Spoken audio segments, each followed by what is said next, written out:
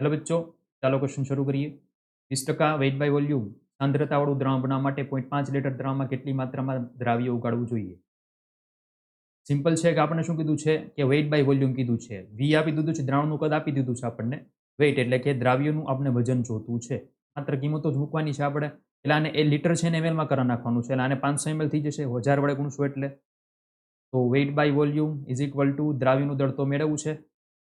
એને આપણે આ રીતે કહી શકીએ આપણે એને WS ને છેદમાં દ્રાવણનું કેટલું કદ છે, કદ W બાય વોલ્યુમ છે એટલે શું આવશે, કદ આવશે 500 ml, દ્રાવણનું કદ ગુણ્યા 100.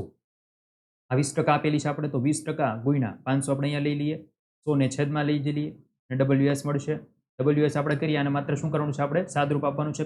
20 ગુણ્યા આપણે શું કરવાના છે, 500 ના છેદમાં આપણે 100 કરવાના છે. એટલે આપણને મળશે 100 ગ્રામ. એટલે 3 આપણો સાચો જવાબ છે. Thank you.